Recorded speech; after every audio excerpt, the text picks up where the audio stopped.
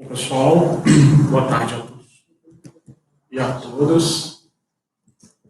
Muito prazer que nós nos encontramos aqui mais uma vez neste trabalho.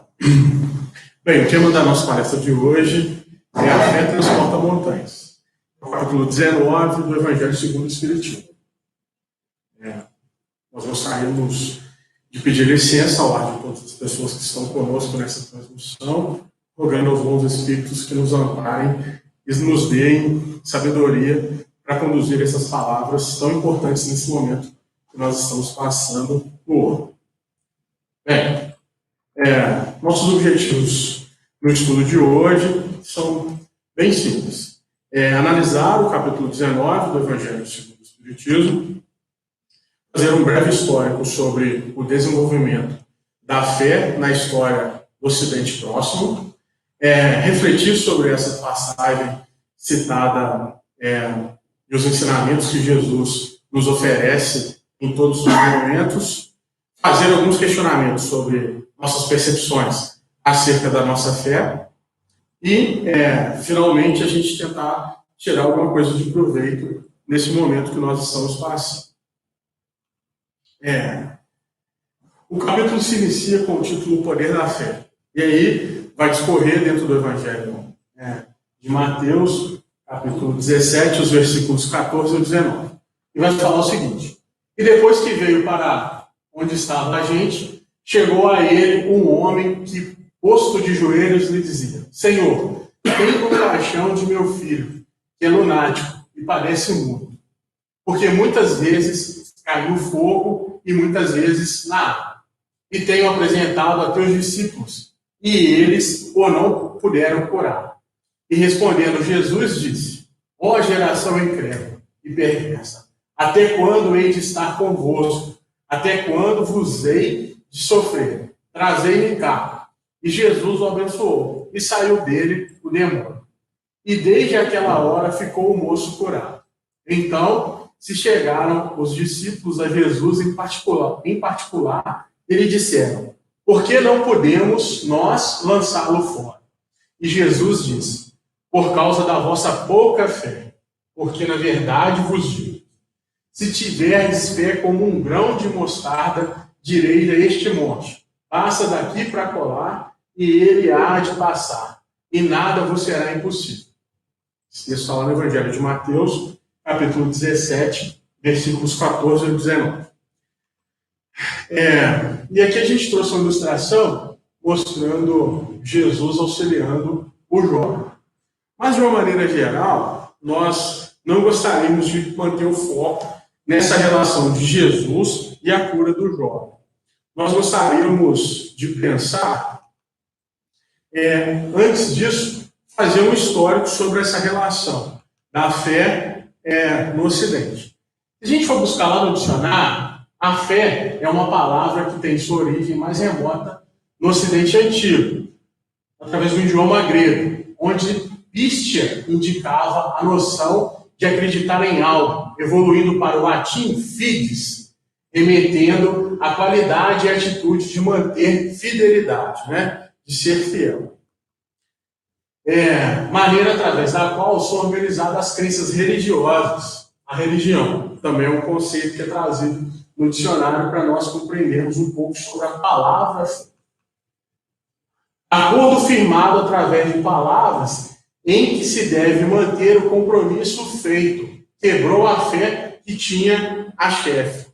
Muitas vezes nós temos fé nas pessoas, nós temos fé em determinadas situações que elas vão passar. Então nós utilizamos, dentro do nosso parque vocabulário, muito essa palavra. E aí, eu gostaria de chamar a atenção sobre alguns sinônimos de fé. Fé é sinônimo de apoio, confiança, convicção, crença, crédito, religião, sol ou testemunho. E os antônimos de fé podem ser encontrados de forma de desconfiança, descrédito, descrença, dúvida, incerteza, receio, suspeição, suspeita e hesitação. Muitas das coisas que nós estamos passando por esse momento no planeta. Isso não é à toa, não veio ao acaso que nós trouxemos essas relações antônimas de fé e os seus desdobramentos. Há tempos, lá no Evangelho de Hebreus, nós vamos ver que Paulo escreve o seguinte: ora, a fé é a certeza daquilo que esperamos, é a prova das coisas que não vemos, pois foi por meio dela que os antigos receberam bom testemunho. E o processo de construção dos judeus, de uma maneira geral, nós observamos que, por serem um povo com extrema fé, né, tiveram a oportunidade e a introdução do monoteísmo junto à cultura antiga, nós percebemos o quanto eles são importantes para o nosso desenvolvimento e a nossa construção. Porque eles introduzem essa percepção de fé como uma postura, né, um resguardo do bom testemunho que foi os processos de desenvolvimento dos hebreus ainda na antiguidade, no processo de êxodo e seus desdobramentos. O que mais admira, porém, naquelas tribos nômades é o desprotegidas, é a fortaleza espiritual que lhes nutria a fé nos mais arrojados e espinhosos caminhos. 40 anos no deserto representaram para aquele povo como um curso de consolidação de sua fé contagiosa e ardente. Todas as raças da terra devem aos judeus esse benefício sagrado, que consiste na revelação de um Deus único, Pai de todas as criaturas e providência de todos os seres. Esse texto foi o Emmanuel que escreveu no livro A Caminho da Luz, psicografia do Francisco Cândido Xavier. É extremamente importante a gente observar que o período ao qual os judeus ficaram na travessia do deserto até na Terra Prometida foi um processo de construção e de resolução da sua fé. E aí nós vamos desenvolvendo algumas coisas para nós pensarmos durante esse processo que nós estamos passando de dificuldade no outro. Aqui eu trouxe uma imagem que demonstra a Arca da Aliança, né? Que foi onde se depositou. E aí nós retomamos a leitura do Evangelho de Mateus e nós observamos o seguinte: nós temos alguns personagens extremamente importantes que precisam ser pensados durante o nosso trabalho de hoje à tarde. Primeiro é o pai do jovem obsesso, né? Que chega até Jesus, se põe de joelhos e pede para que Jesus auxilie seu filho. Depois nós temos a relação dos discípulos que foram ter com Jesus. Eles não falaram publicamente das suas frustrações, eles foram até um lugar onde eles pudessem ficar sozinhos com o mestre e foram dialogar sobre os seus processos de dificuldade naquela tarefa que para eles deveria ser fácil, pois eles viam cotidianamente Jesus expulsando ou transferindo os demônios. Nós temos a figura do governador do planeta, Jesus, que é a demonstração pura do amor em a sua mais sublime essência. Então, vamos por partes. Primeiro, vamos falar um pouco sobre o pai do jovem obsesso. O pai do jovem obsesso, nesse caso, representa a falta de fé. Por quê? Provavelmente, vocês já se depararam com essa situação. Ele é muito comum.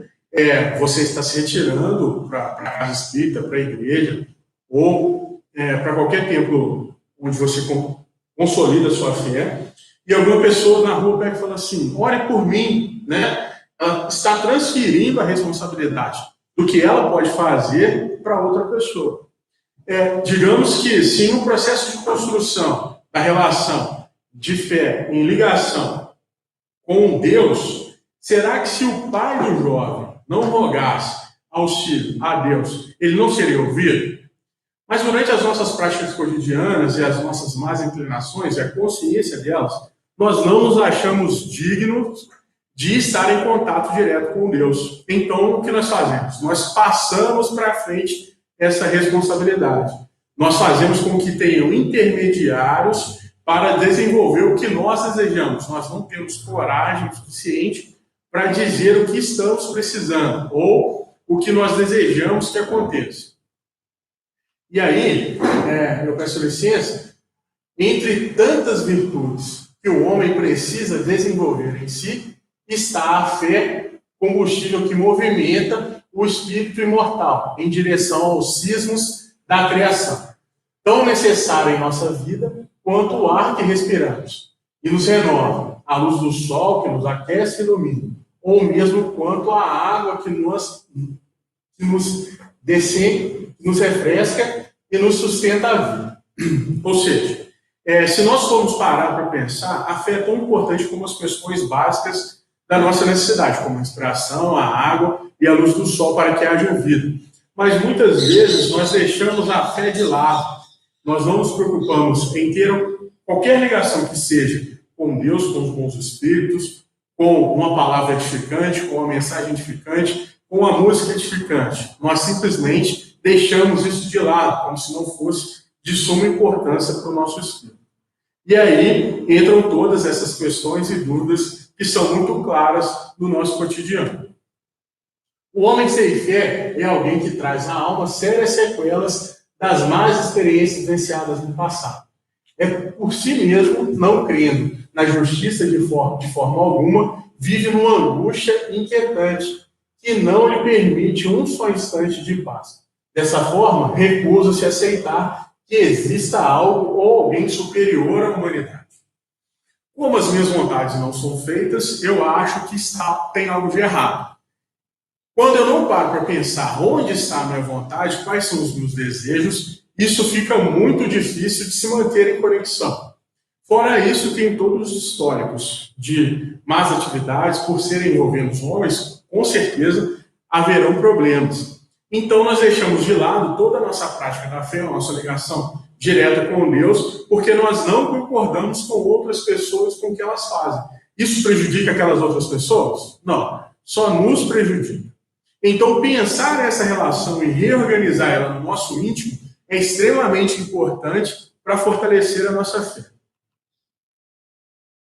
Como se dá esse processo de descredibilidade? Porque muitas vezes as pessoas acreditam que o valor da sua descrença ela é justa, porque só ela sabe o que ela sofreu em determinada situação. Eu trouxe alguns históricos aqui da história da humanidade, sem querer tecer juízo de valor nas instituições, mas sempre pensando nos motivos por quais ficaram gravados na história essas relações, eu gostaria de compartilhar com vocês. Por exemplo, a relação judaico-católica ela teve um problema muito grave no século IV. Olha só, os judeus, os primeiros monoteístas que reivindicavam uma aliança especial com Deus, há quase 4.000 anos, tiveram um desentendimento com a Igreja Católica nascente. Sua noção de povo eleito foi atacada por João Crisóstomo e outros patriarcas da Igreja Católica no século IV, quando eles qualificaram os seguidores do judaísmo como filhos do diabo, inimigos da raça humana. Então, o que eles fizeram, que era muito comum nesse período da história, século IV é bem antigo, tá, gente? Eles colocavam fogo, né, nas pessoas. E aí, a gente vê um progresso através do tempo, da linha cronológica da história da humanidade, e a gente chega no século VII, e aí uma relação islâmica de dificuldade, porque os islâmicos também compreendem essa relação monoteísta. No século VII, foi a vez do Islã tentar impor a primazia do seu Deus sobre os demais. Os exércitos de Maomé partiram da Arábia para invadir o Oriente Médio, o norte da África e a Espanha. Então eles formaram um grande império islâmico a partir da imposição da fé. Se você não era convertido ao Islã, você era morto, né? Então, isso é um problema da religião? Deus precisa que alguém mate alguém em nome dele? Não, não precisa. A relação que se dá através dos homens. Então, é um processo histórico de má interpretação das relações da fé. As pessoas que sofreram com isso, que trazem isso marcado no seu psiquismo, elas têm essa dificuldade, elas podem até não compreender, mas elas simplesmente não confiam. Então, desatar esses nós no psiquismo e compreender que o problema não está vinculado às instituições, e sim às pessoas, faz todo sentido quando nós estamos nessa proposta de reconstruir a nossa ligação com Deus, de reconstruir a nossa fé. Os conflitos religiosos não caracterizam a fé. Por quê? A fé verdadeira é sempre calma, ela confere a paciência de quem sabe esperar, porque está apoiada na inteligência e na compreensão das coisas. Tem certeza de chegar ao fim. A fé insegura sente a sua própria fraqueza e, quando estimulada pelo interesse, torna-se furiosa e acredita poder suprir a força com a violência. A calma na luta é sempre um sinal de força e de confiança, enquanto a violência, pelo contrário, é prova de fraqueza e de falta de confiança em si mesmo. Então, mas aí você deve estar se perguntando, se nós tivemos tantos conflitos com a fé, por exemplo, os cruzados, com a relação direta entre islâmicos e católicos, como que você justifica essa relação da fé calma que consegue ter sucesso? Se nós remontarmos a Gandhi e a sua libertação da Índia do poderio da Inglaterra. Se nós analisarmos historicamente esse processo, não houve nenhum derramamento de sangue e a proposta foi totalmente de uma proposta de liberdade a partir da paz e não da guerra.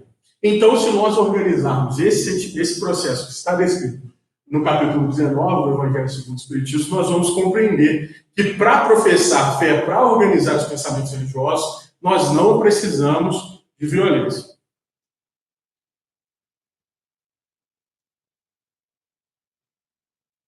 Continuando. Necessário guardar-se de confundir a fé com a presunção. A verdadeira fé se alia à humildade. Aquele que a possui deposita sua confiança em Deus mais do que em si mesmo, pois sabe que simples instrumento da vontade de Deus nada pode sem ele. E por isso que os bons espíritos vêm em seu auxílio. A presunção é menos fé do que orgulho, e o orgulho é sempre castigado, cedo ou tarde, pela decepção e os malogros que lhes são infligidos. Então, a proposta de conscientização, de organização, que nós ainda somos pequenos perante as verdades do universo, é fundamental para organizarmos o nosso pensamento nesse período. Ou seja, para termos fé, é preciso reconhecer que o nosso processo de construção do cosmos ainda está muito aquém do que nós imaginamos, na verdade. Se nós pararmos para pensar todo o tempo de organização dessas religiões no passado tempo, nós devemos observar que nós ainda estamos engatinhando no processo de compreensão da lei de amor e de caridade. Então, é preciso pensar com nitidez sobre o autoconhecimento e a vontade que nós temos de auxiliar o próximo. E não pensar que nós podemos resolver todos os problemas, e sim aqueles que nos cabem. Assim sendo, muitas pessoas que ainda não desenvolveram seus potenciais em relação à fé tendem a se manifestarem como o pai do jovem obsesso, que muitas vezes convida outras pessoas que ainda estão a caminho para satisfazerem as suas necessidades imediatas, não se preocupando em construir seus laços e ligações com Deus, expondo assim as dificuldades dos discípulos de Jesus. Quando o pai do jovem obsesso ele expõe os discípulos que eles não conseguiram fazer determinada atividade que para eles eram banais, ele coloca em xeque toda essa relação de compreensão do evangelho que os discípulos estavam construindo. Porque eles achavam que poderiam fazer, quando na realidade eles não conseguiram, eles se sentiram frustrados e foram conversar com Jesus. E é a partir dessa conversa que nós vamos começar a analisar o segundo ponto agora, que são os discípulos. Essa imagem aqui é para ilustrar um pouco sobre a situação de Jesus explicando que não é bem assim. A situação dos discípulos era provavelmente de desespero, porque ficar em xeque com a situação, ainda tomar um ato disciplinar ainda da parte de Jesus, de colocá-los que a fé deles, se fosse do tamanho do grão de uma mostarda, seria o suficiente, coloca pelo menos um pensamento: nossa, a minha fé é menor que um grão de mostarda. Se os discípulos eram assim, como está a nossa, né? Vamos refletir um pouco sobre isso também. E aí, a gente passa a análise. simples da relação de ser discípulo de Jesus e um compromisso com a fé. Quando nós nos colocamos a caminho e escolhemos, através da autoanálise e da percepção que o universo caminha para o bem, nós nos colocamos em compromisso com a fé. A fé em Deus, a fé no trabalho, no bem, a fé nas pessoas que estão ao nosso lado. Pensando nisso, nós vamos construir a seguinte relação. Qualquer compromisso que se assume impõe deveres que devem ser atendidos, a fim de conseguir-se a desincumbência feliz. Ou seja, esse texto é de Joana de Ângeles. Quando nós nos colocamos a caminho e nós escolhemos mudar as nossas relações com o mundo, nos colocar na posição de servos e não de detentores de saberes ou de poderes, nós estamos mudando totalmente a lógica existencial que nós estabelecemos até aqui, segundo todo esse modelo que nós estamos inseridos nele. Então, nós assumimos um compromisso com Deus e com a fé, de mudança. Esse compromisso é vínculo de responsabilidades entre o indivíduo e o objeto buscado. Se nós desejamos mudar as nossas relações, esse compromisso é nosso com as relações, não tem nada a ver com as pessoas que estão em volta. Ninguém é obrigado a aceitar as suas mudanças, ninguém é obrigado. E nós devemos estar abertos às críticas. Porque se as pessoas estão incomodadas com a nossa mudança, nós devemos ouvi-las.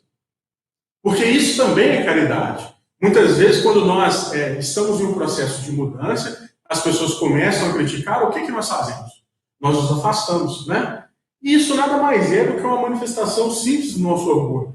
Porque nós achamos que a nossa condição hoje é melhor do que aquelas pessoas que até então estavam caminhando conosco.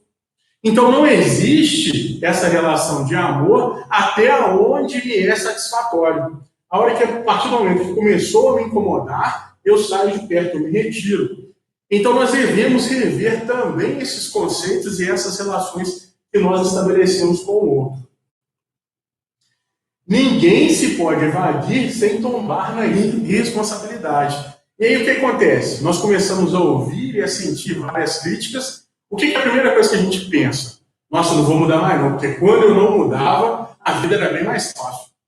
E aí eu começo a gerar um monte de mecanismos na minha mente para justificar as minhas inferioridades e abandonar o projeto de reforma. Então eu estou faltando com o meu compromisso. Mas momentaneamente, enquanto eu estou vestido da armadura carnal, isso é muito fácil. Quando eu volto para o plano espiritual, eu percebo o tanto de oportunidades que eu deixei de aproveitar por puro melindre e orgulho. Mede-se a maturidade e a responsabilidade moral do ser através da maneira como ele se desincumbe dos compromissos que assume. Se não for do meu jeito, se não for com as minhas regras, eu não vou brincar. Ou a bola é minha e eu faço dela o que eu bem entender. Nós geramos vários mecanismos infantis para justificar as nossas relações, quando muitas vezes nós temos oportunidades exteriorizadas coletivamente e nós mantemos todas as relações no nosso íntimo para que o que aconteça? Nós não sejamos desaprovados, nós não geramos situações indelicadas com o próximo, fazendo com que o que aconteça? A minha represa interior, ela só vai enchendo de mazelas, de angústias e de limitações. Um determinado, o que vai acontecer com a represa se a gente não abrir as comportas? Ela vai estourar. E quando esse processo de estourar psicologicamente todas as nossas inferioridades, que precedem as quedas.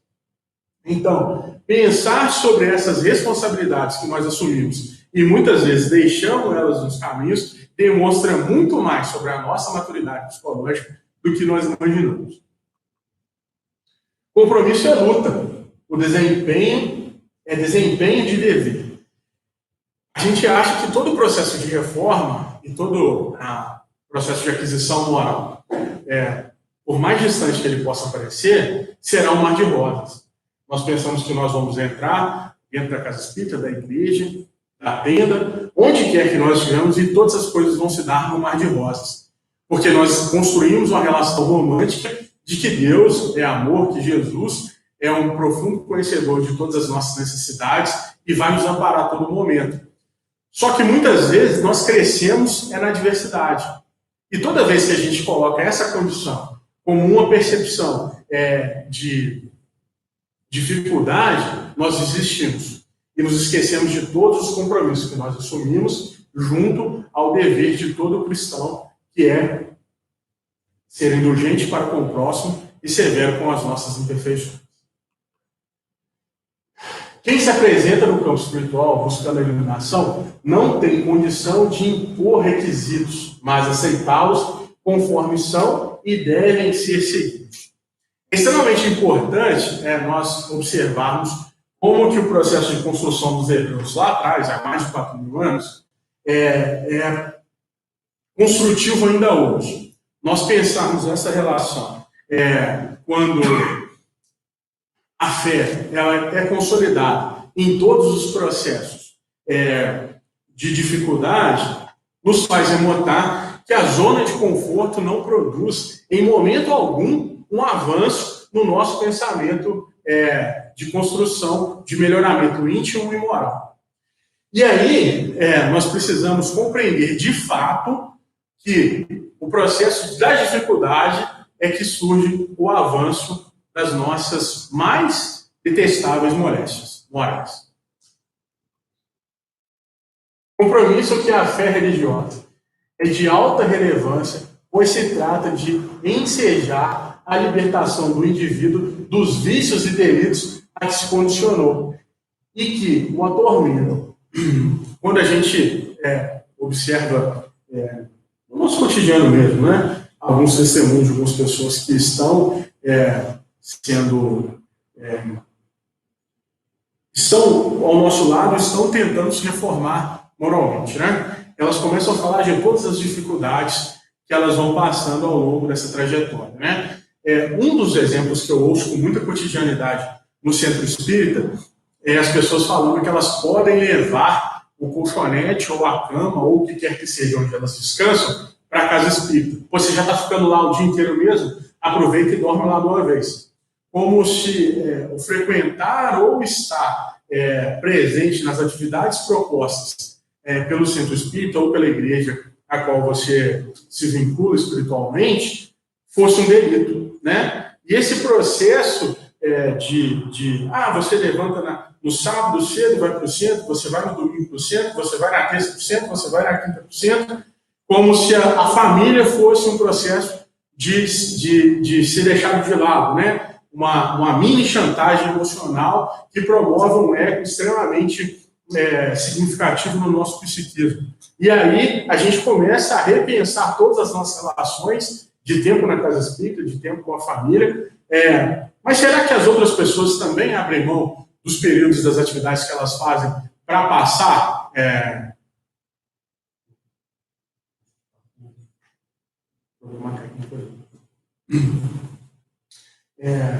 então, repensando essas relações de cotidianidade na casa espírita, a gente observa que as pessoas também não abrem mão das atividades que elas fazem para ficar com o ente querido, né? Não abrem mão do futebol, não abrem mão de sair com os amigos, e a justificativa é que o tempo do outro é escasso e não dele. E aí a gente precisa colocar tudo isso na balança para nós compreendermos que esse processo de reforma ele vai gerar conflitos de fato. Mesmo se tratando de preservar a liberdade do candidato à fé, ela não modifica os programas que devem ser considerados e aplicados na transformação moral íntima. Estabelecida a dieta moral, o necessitado de diretriz esforça-se para aplicar e incorporar as lições aulidas no seu cotidiano. Nenhuma modernidade altera as leis da vida, que são imutáveis. Geralmente a gente escuta as coisas no centro espírita e a gente pensa que as suas aplicabilidades só se dão em quem está em movimento. Mas a grande dificuldade que nós precisamos vencer enquanto reformadores morais que somos é levar todos esses ensinamentos para além das janelas e dos muros da casa espírita ou da igreja. Desse modo, o compromisso com a fé não permite ao indivíduo adaptar a linha direcional da doutrina que busca os seus hábitos perniciosos e as suas debilidades morais. Somente assim, todo aquele que abrace a fé terá condições para vencer esses difíceis dias em paz de consciência, mesmo que sob chuvas de incompreensões e desafios constantes do mal, dos vícios e dos perturbadores. Quem precisa estar em paz, gente? Somos nós. Então, quando nós não permitimos que todos esses desentendimentos, incompreensões, todas essas relações que estão ao nosso entorno nos afetem, aí a reforma está surtindo efeito. Porque, na maioria dos casos, nós começamos um processo de reforma e as primeiras pessoas que passam no nosso caminho, que chutam o nosso tornozelo, pisam no dedinho, que o motorista do ônibus arranca, que quando você está passando na poça, joga água, que nós observamos que ainda estamos muito aquém daquilo que a nossa mente cria como uma perfeição moral a qual nós nos encontramos.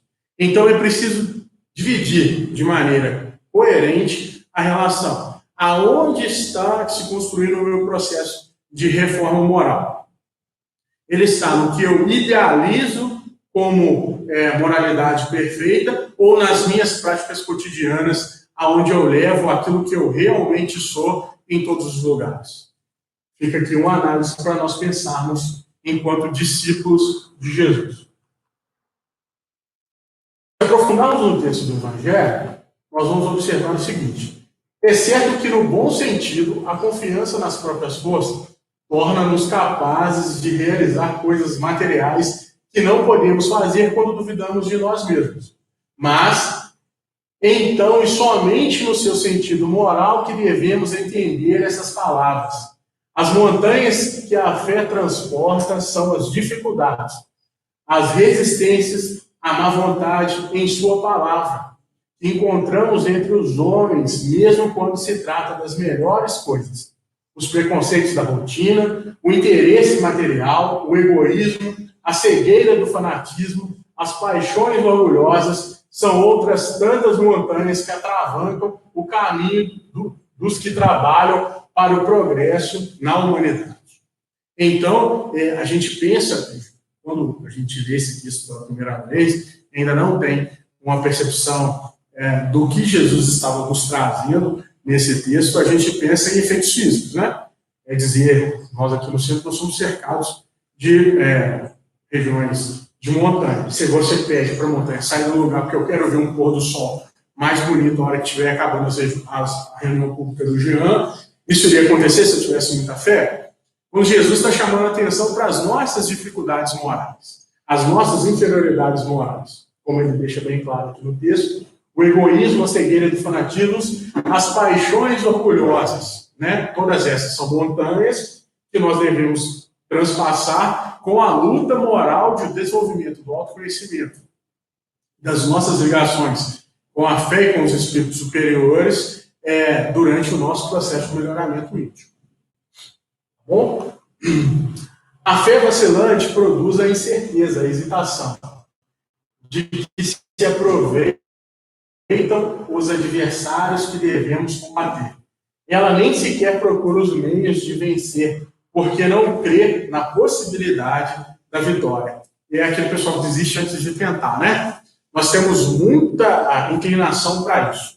Nós acordamos o dia, nós já pensamos que nada vai dar certo, que vai ser um dia muito difícil, que todas as coisas que nós precisamos fazer serão praticamente impossíveis de serem executadas.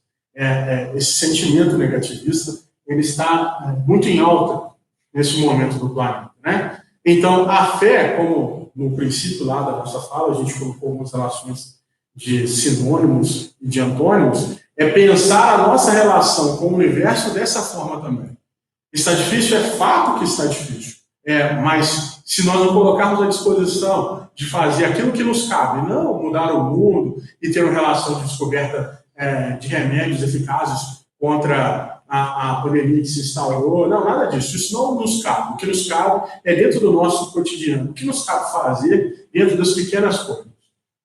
Vamos pensar um pouco sobre isso, porque a gente começa a pensar em larga escala e a gente começa a entrar nesse fluxo doentio, de pensamento pernicioso, e quando vê, nós também estamos contribuindo para o mal, em detrimento da nossa vontade, que é sempre auxiliar o próximo e auxiliar aqueles que estão à nossa volta. E aí, esse texto eu gosto muito dele, Espírito protetor, e vai falar da fé, mãe da esperança e da caridade. E já é um processo de respiro, né? Nós vimos tantas coisas que nós somos corresponsáveis durante as dificuldades, então nós precisamos ter um pouco de esperança e ressignificar a nossa relação com a fé nessas situações. Então, vamos ver um pouco sobre o que nos traz esse texto. A fé, para ser proveitosa, deve ser ativa, não pode adormecer. Mãe de todas as virtudes que conduzem a Deus, deve velar atentamente pelo desenvolvimento das suas próprias filhas. A esperança e a caridade são uma consequência da fé. Essas três virtudes formam uma trindade inseparável. Não é a fé que sustenta a esperança de se verem cumpridas as promessas do Senhor, porque se não tiverdes fé, que esperareis? Não é a fé que vos dá o amor? Pois se não tiverdes fé, que reconhecimento tereis e, por conseguinte, que amor? Se nós formos reflexionando um pouco mais sobre essas relações, do que nós estamos precisando agora, sem dúvida nenhuma, é caridade e amor, como que essas coisas não podem ser dialogadas, não podem ser conectadas, se nós não apresentarmos fé em dias melhores, em situações de resolução, em a construção de um sentimento genuíno de que Deus não joga dados. A fé divina, inspiração de Deus, desperta todos os sentimentos que conduzem o homem ao bem. E é a base da regeneração. É, pois, necessário que essa base seja forte e durável, pois se a menor dúvida puder abafá-la, que será o edifício que construíste sobre ele? Erguei, portanto, esse edifício sobre alicerces inabaláveis, que a nossa fé seja mais forte que os sofismos e as zombarias dos incrédulos, pois a fé que não desafia o ridículo dos homens não é a verdadeira fé. Vamos pensar um pouco sobre essa parte do texto. A fé sincera é dominadora e contagiosa. Comunica-se aos que não a possuíam e nem mesmo desejariam possuí-la.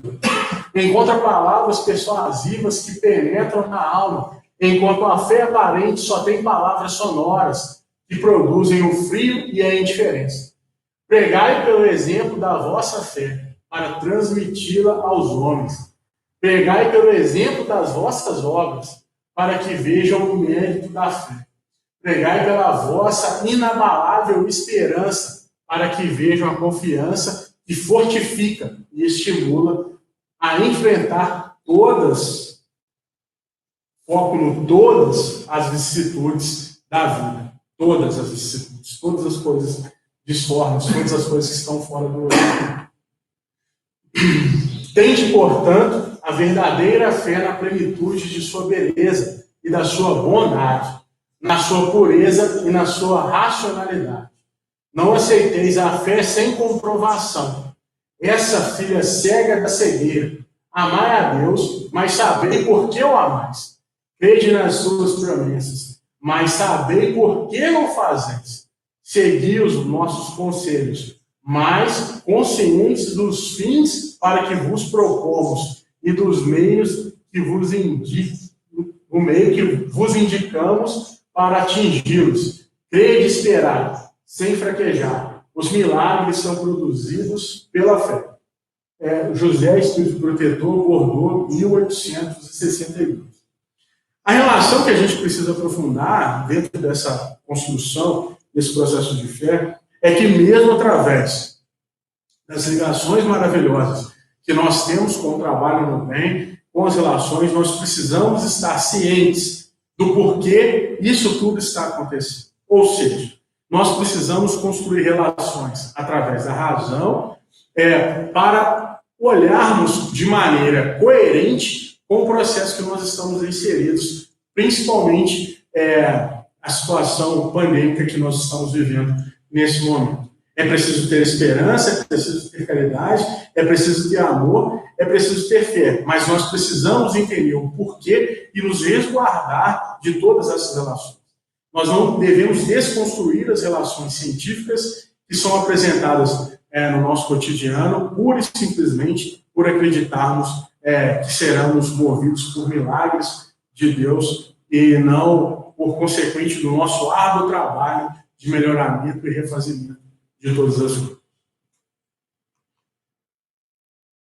E aí a gente entra na terceira parte, que é de Jesus e os seus ensinamentos, né?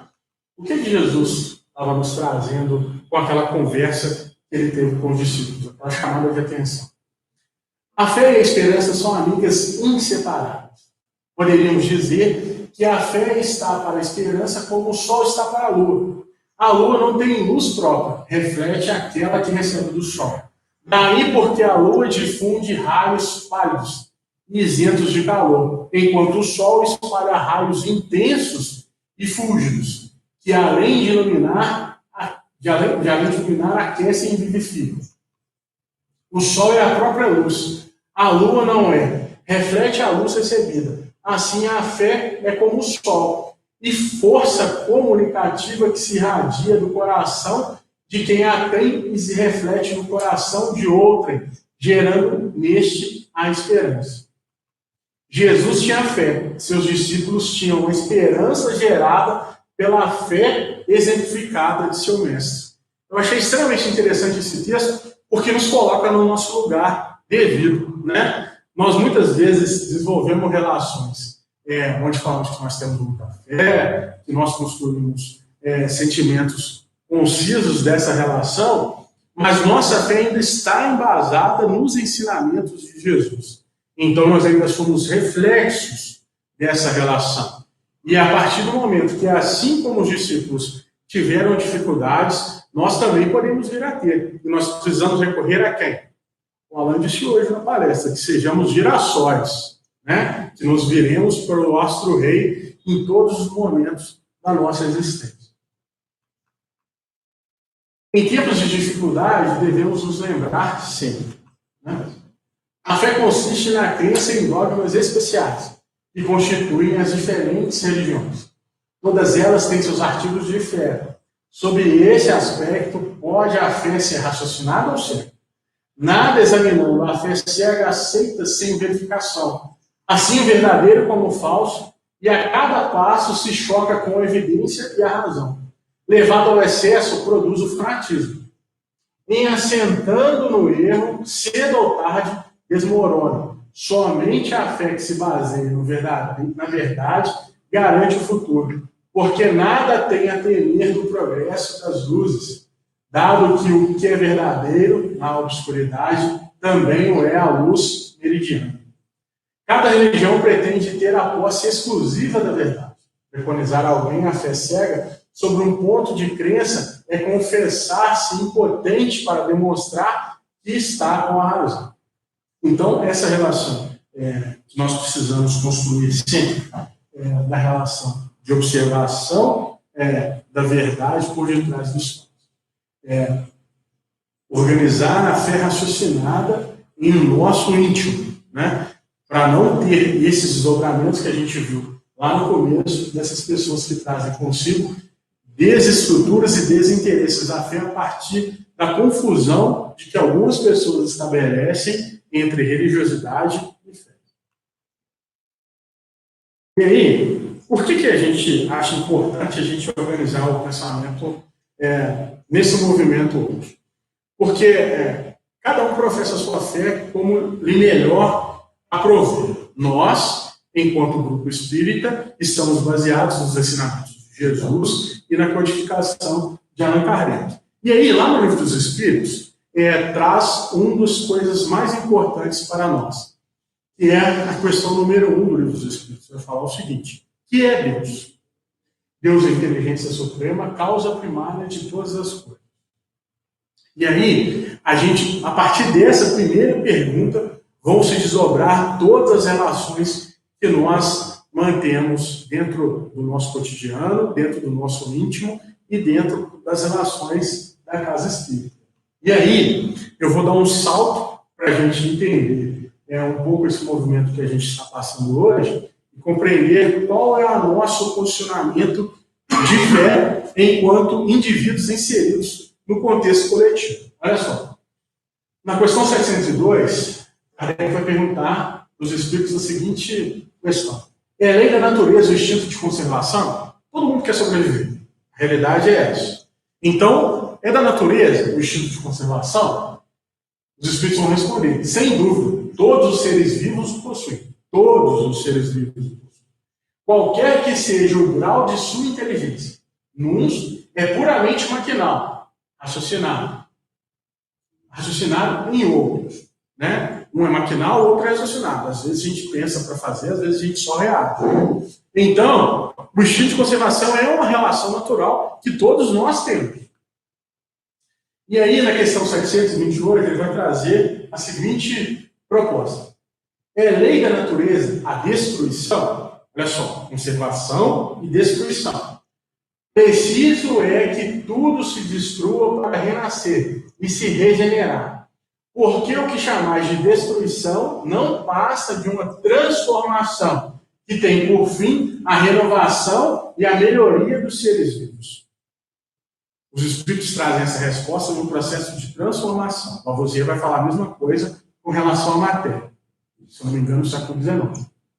O que nada, na natureza nada se muda, nada se perde, tudo se transforma. Os espíritos estão corroborando com essa ideia.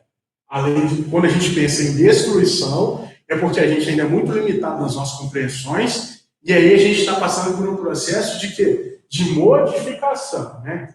Renascer e se regenerar. Porque chamar de destruição não passa de uma transformação. 740. Não serão os flagelos igualmente provas morais para o homem, provas que os põem a braços com as mais aflitivas necessidades? Né?